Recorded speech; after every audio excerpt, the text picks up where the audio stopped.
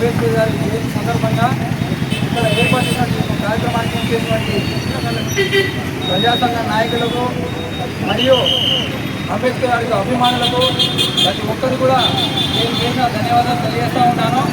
మరి ఈ కార్యక్రమాన్ని విజయవంతం చేయడానికి ప్రతి ఒక్కరు మీడియా మిత్రులు కూడా మనకు కూడా విజ్ఞప్తి చేస్తా ఉన్నాను, ప్రతి ఒక్కరు ధన్యవాదాలు తెలియజేస్తూ ఉన్నాను.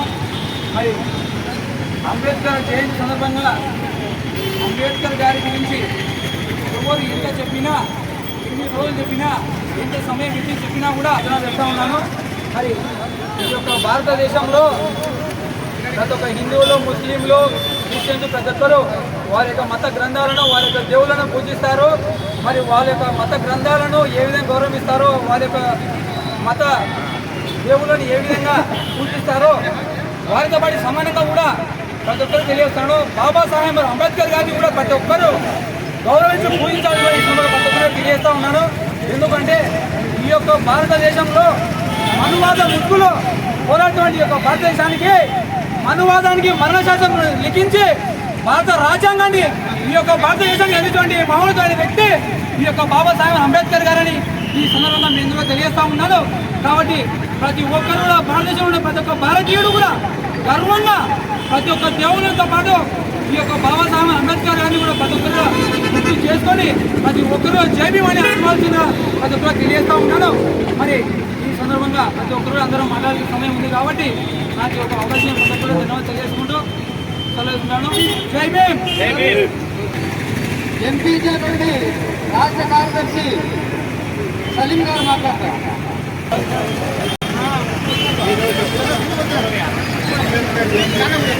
శుభ సందర్భంగా ఇక్కడ బాబాసాహెబ్ అంబేద్కర్ గారి విగ్రహానికి పూలమాల వేసి నివాళులర్పించడానికి వచ్చాము. ద్వారా డాక్టర్ అంబేద్కర్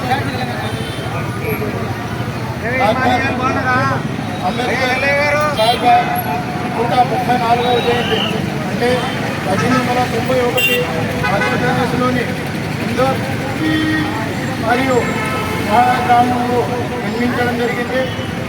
ఆయన ఈ దేశానికి స్వాతంత్రం వచ్చిన తర్వాత భారతదేశ ప్రభుత్వంలో మొట్టమొదట న్యాయశాఖ మంత్రిగా సేవలు అందించారు.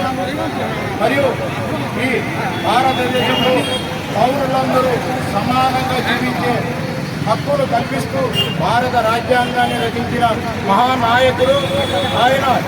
చనిపోయి ఇప్పటికీ 134 సంవత్సరాలు అయినప్పటికీ మన భారతదేశ ప్రజల పౌరులందరి గుండెల్లో సజీవంగా ఉన్నారని ఈ సభాముఖంగా తెలియజేస్తున్నాను.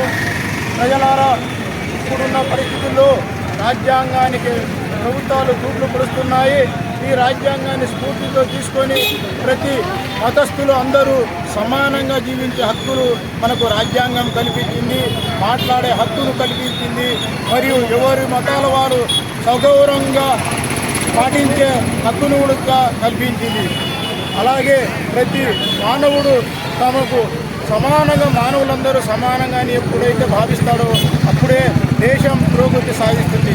అలా కాకుండా ఇద్దరు మతతత్వంగా భావిస్తే ఒకరు కులం పెద్ద, ఒకరి కులం చిన్నది అని భావిస్తూ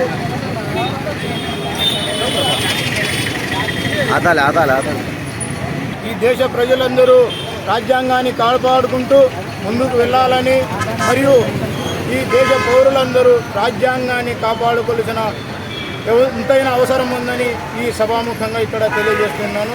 జై హింద్, జై భీమ్. మళ్ళా వాళ్ళకి చెప్పు, మళ్ళా 2 నిమిషాలు చెప్పు, 2 నిమిషాలు చెప్పున్నా వాళ్ళకి చెప్పు. లే బాత్కర్లే.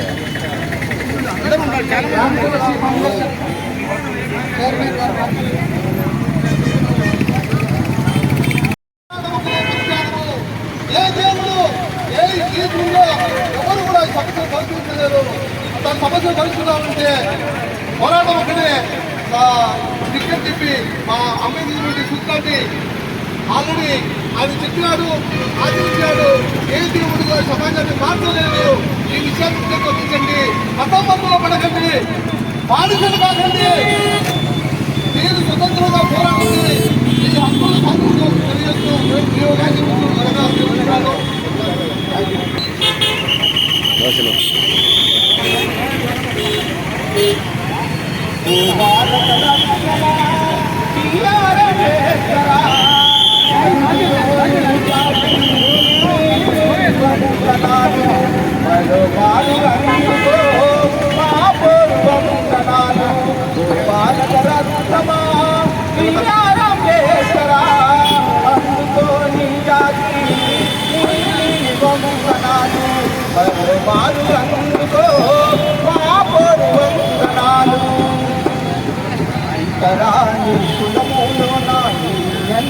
మతములోన పుట్టినందుకే నిన్ను ఏలన చేసిందయ్యా నాటి అవమానాలు ఎన్నెన్నో తలుచుకుంటూ సింహములాగా అర్పించి పక్క బాట చూపించిన భారత రత్నమా. రామ్ తులసి నేను 2 ఏళ్ళ నుంచి అన్నదానం చేస్తున్నాను. 2 ఏళ్ళ నుంచి ఇక్కడెక్కడ అనాథలకు ముసలివాళ్లకు అన్నదానము వస్త్రదానము అన్నీ చేస్తూ ఉన్నాను. కానీ అలా వద్దని చెప్పి ఇప్పుడు ఆశ్రమం మొదలుపెట్టాను. వృద్ధాశ్రమం కట్టాలని నా కోరిక. నేను కమిటీలో 9 మంది ఉన్నాము. రామ్ తులసి, అమూల్య, నీలిమ, పద్మావతి, సరస్వతి, మస్తానమ్మ, శివనారాయణ, అంజనమ్మ, రామాంజనమ్మ, మేమంతా 9 మంది ఉన్నాము. కమిటీలో మేమంతా ఎక్కడ పోవాలని అందరం కలిసి పోయి పనులు చేసుకుంటూ ఉన్నాము. మేము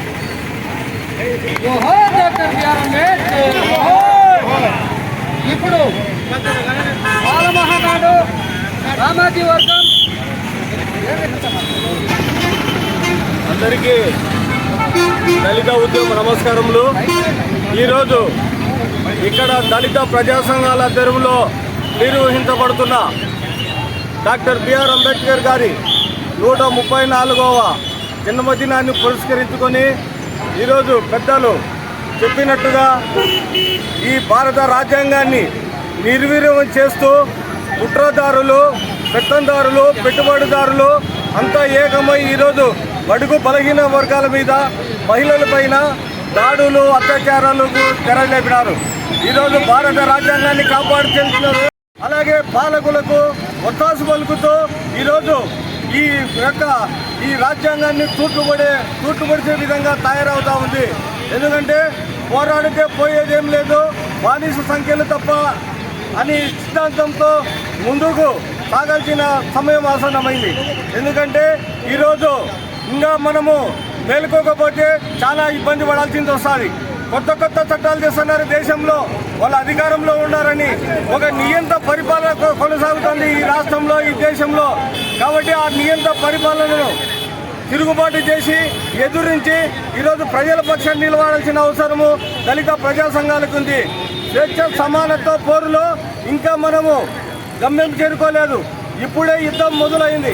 ఎందుకంటే అధికారులు ఏ పార్టీ అధికారంలోకి వచ్చే ఆ పార్టీ నాయకుల సంకల్ నాకేది మానుకునేంత వరకు ఈ యొక్క భారత రాజ్యాంగం ఇట్లే ఉంటుంది. అలాంటి వారి మీద తిరుగుబాటు కోసం ఎప్పుడూ ఈ రాష్ట్ర మాలమహానాడు తరఫున యుద్ధానికైనా సిద్ధంగా ఉంటామని తెలియజేసుకుంటూ ఈ అవకాశం ఇచ్చిన పెద్దలందరికీ జై భీమ్, జై మాలమహానాడు. సోదరీమణులందరికీ శుభాభినందనములు. ప్రజా సంఘం ఈ యొక్క బాబాసాహెబ్ అంబేద్కర్ జయంతి సందర్భంగా ఆయన విగ్రహానికి పూలమాల వేయడానికి చేస్తున్నాము. భారత రాజ్యాంగ కర్త అయినటువంటి బాబాసాహెబ్ అంబేద్కర్ గారు ఈ దేశంలోని ప్రతి ఒక్కరి హక్కులను కాపాడే విధంగా ఆయన భారత రాజ్యాంగాన్ని రూపొందించడం జరిగింది. ఆయన 40 దేశాల యొక్క రాజ్యాంగాలను పరిశీలించి ప్రతి ఒక్కరికి కూడా తమ హక్కులను కాపాడే విధంగా ఈ రాజ్యాంగాన్ని రూపొందించడం జరిగింది. కానీ ఈ యొక్క కేంద్ర రాష్ట్ర ప్రభుత్వాలు ఏవైతే ఈ నల్ల చట్టాలను తీసుకొని వచ్చారో దీన్ని movement for peace and justice ఖండిస్తూ ఉంది. పశ్చిమ బెంగాల్ ముఖ్యమంత్రి ఈ యొక్క వక్ఫ్ చట్టాన్ని నా ప్రాణాలనైనా కానీ అర్పిస్తాను, కానీ ఈ వక్ఫ్ చట్టాన్ని ఈ యొక్క రాష్ట్రంలో నేను అమలు పరిచే ప్రసక్తే లేదని చెప్పడం జరిగింది. ఈ విధంగా 2-3 రాష్ట్ర ముఖ్యమంత్రి వారు చెప్పడం జరిగింది. ఇదే విధంగా ప్రతి ఒక్క రాష్ట్రంలో కూడా ఈ చట్టాన్ని చాలా వెటకారంగా అంబేద్కర్ అంబేద్కర్ అని అంబేద్కర్ జపం చేయడం అందరికీ అలవాటు అయిపోయింది. దాని బదులు భగవన్ నామస్మరణ చేస్తే పుణ్యమన్నా వస్తుంది అని అన్నారు. అయితే వీళ్ళ మనసులో మనువు ఉన్నా కూడా బయటికి మాత్రం అంబేద్కర్ పలుకుతూనే ఉంటాడు. ఎందుకంటే అంబేద్కర్ అంబేద్కర్ అంటే పుణ్యం వస్తుందేమో తెలియదు కానీ ఓట్లు మాత్రం వస్తాయి. ఈ ఓట్లు పోకుండా ఉండడానికి వాళ్ళు ఖచ్చితంగా అంబేద్కర్ బొమ్మలకి దండలేస్తారు, పటాలకు నమస్కారం పెడతారు. లోపల మాత్రం మనసంతా మనువు నింపుకొని ఉంటారు. నిన్న కాక మొన్న హక్కు బిల్లును సవరించి అట్లా ఆ నెత్తుల చేతులతో, ఆ దుర్మార్గమైన చేతులతో ఈరోజు అందరూ అంబేద్కర్ బొమ్మలకి, అంబేద్కర్ విగ్రహాలకి దండలు వేసుకుంటారు. రాజ్యాంగం నిర్మాత అంటారు కదా అంబేద్కర్. ఆ రాజ్యాంగంలో రాసిన ప్రాథమిక హక్కుల్ని కానీ, మాట్లాడే హక్కు, సంఘం పెట్టుకునే హక్కు, ఏ మతాన్నైనా అవలంబించే హక్కు, ఈ హక్కుని అడుగడుగునా కాదరాస్తూ మళ్ళీ రాజ్యాంగానికి నమస్కారం పెట్టాలి.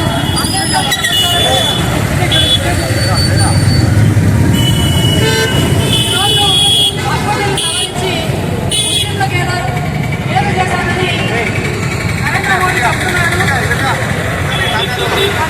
ప్రతి మతానికి, ప్రతి ధార్మిక శక్తికి వాళ్ళకు సంబంధించిన కోడ్లు ఉన్నాయి. ఈరోజు హక్కుని సవరించి హక్కు కోడ్లో కూడా ఉండదు అని దేశవ్యాప్తంగా ఎన్ని ఆస్తులు ఉన్నాయో, దాని కింద ఎన్ని భూములు ఉన్నాయో వీళ్ళు ఒక అంచనా వేసి చాలా కుట్రపూరితంగానే ఈ భూముల్ని, ఈ ఆస్తుల్ని స్వాధీనం చేసుకోవడం కోసమే వీళ్ళు ఆ చట్టాన్ని సవరించారు.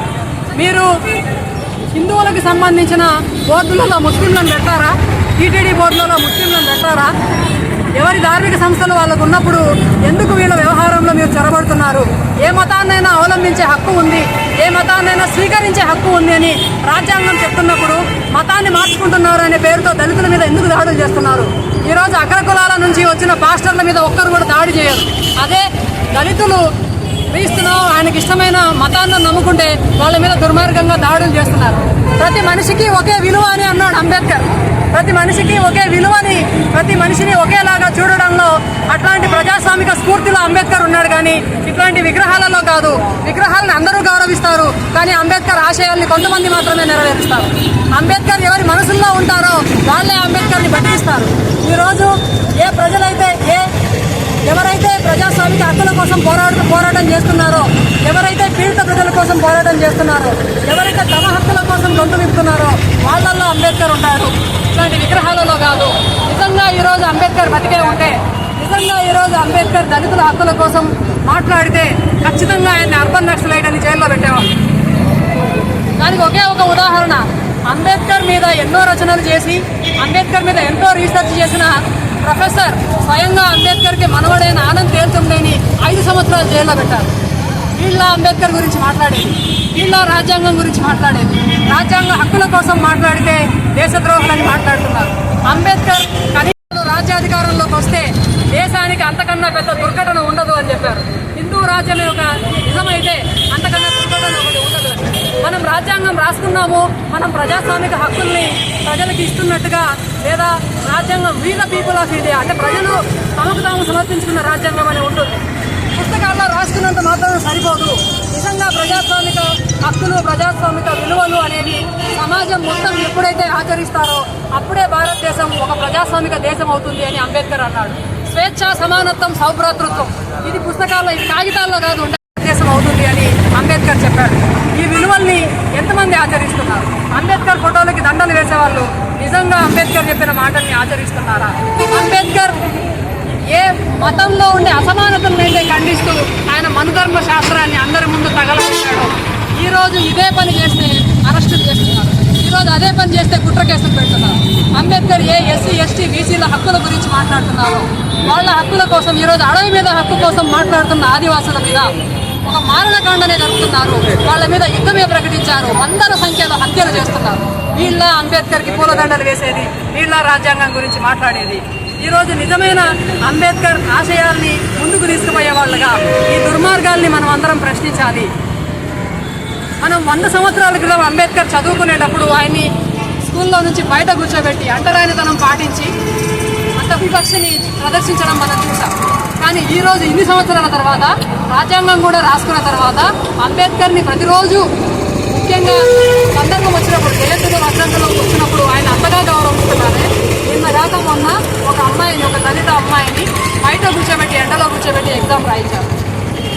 రోజుకి యోగి ఆదిత్యనాథ్ లాంటి పచ్చి మనువాదులు రాజ్యమేలుతూ దళితులు బైకుల మీద నడపకూడదు, మంచి బట్టలు వేసుకుంటే దాడులు చేస్తున్నారు, బైకులు నడుపుతుంటే దాడులు చేస్తున్నారు, ఉన్నత చదువులు చదివితే దాడులు చేస్తున్నారు.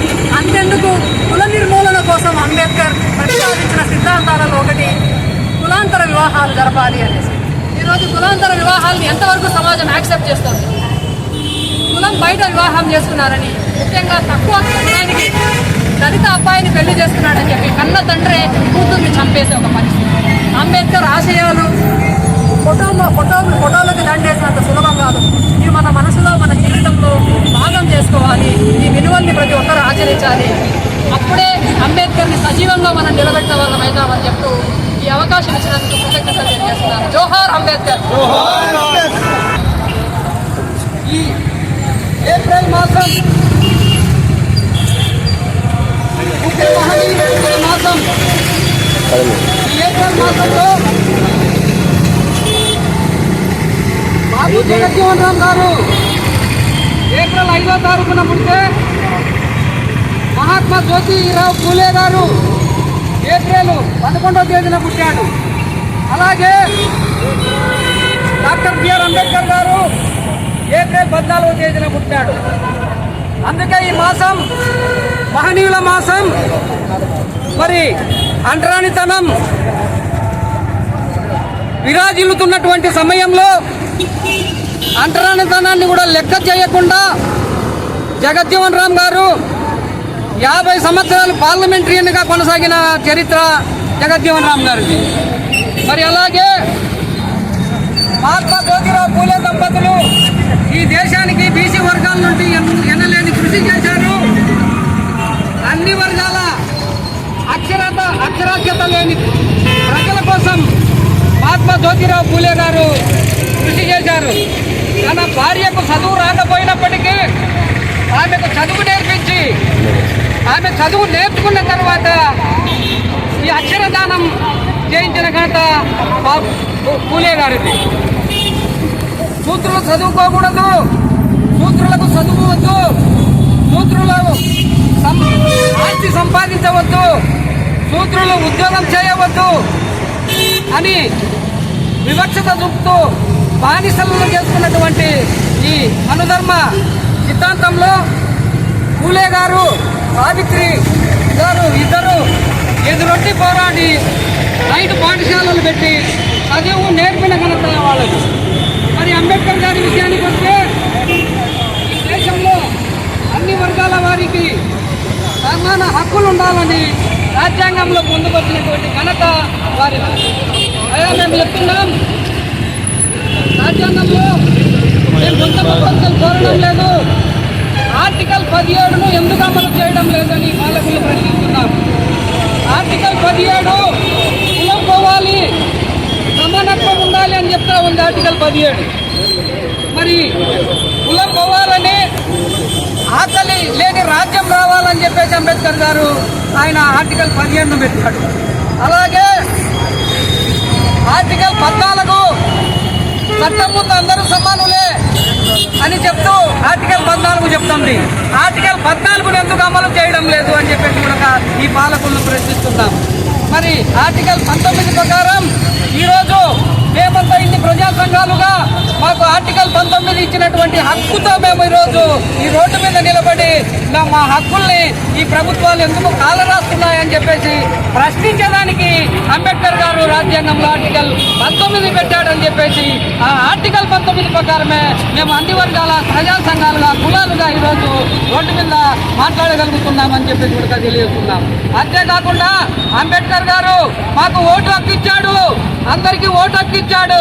ఓటు హక్కు ఇచ్చింది వీళ్ళు కాదు, ఎవరు కాదు, గాంధీ కాదు, నెహ్రూ కాదు, ఎవరు కాదు, ఇందిరాగాంధీ కాదు, అంబేద్కర్ గారు ఓటు హక్కు ఇచ్చారు. ఓటు హక్కు 100 ఎకరాలు భూస్వాములే ఓటు హక్కు పొందాలని చెప్పేసి ఒక ఆయన అంటే డిగ్రీ చదువుకునే వాళ్ళకే ఓటు హక్కు ఉండాలని ఒక ఆయన అంటే, మరి పన్ను కట్టే వాళ్ళకే ఓటు హక్కు ఉండాలని ఇంకొక ఆయన అంటే, అంబేద్కర్ గారు మాత్రం ఈ దేశంలో ఉన్న 18 సంవత్సరాలు దాటిన ఆడవారికి మగవారికి ఓటు హక్కు ఉండాల్సిందే అని చెప్పేసి ఆయన రౌండ్ టేబుల్ సమావేశంలో 1932లో ఆయన వల్లగుత్తి డిమాండ్ చేసి ఓటు హక్కును మనకందరికీ ప్రసాదించినాడన్న సంగతిని మనం ఈ సందర్భంగా గుర్తు చేసుకుందాం. కాబట్టి సోదరులారా, ఇప్పుడు మాట్లాడేటోళ్ళు చాలా మంది ఉన్నారు. మరి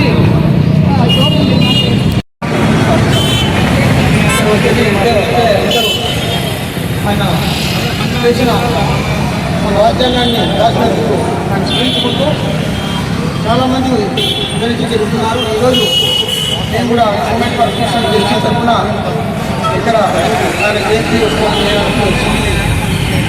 ఒకటే చెబుతున్నాం, సంఘాలందరికీ వస్తాము, కన్నులేస్తున్నాము కోరుతున్నాం.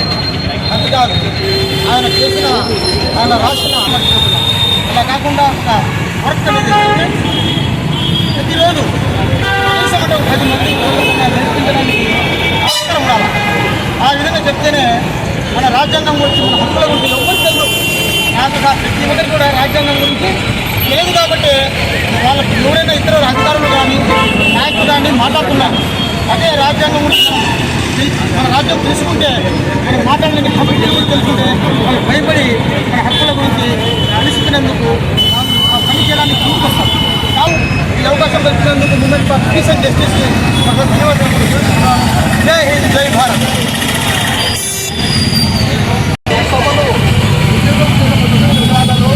అలాగే 27న ఆదివాసులపై జరుగుతున్న అత్యంత విశేషంగా గణపతులు సభకు అందరూ రావాలని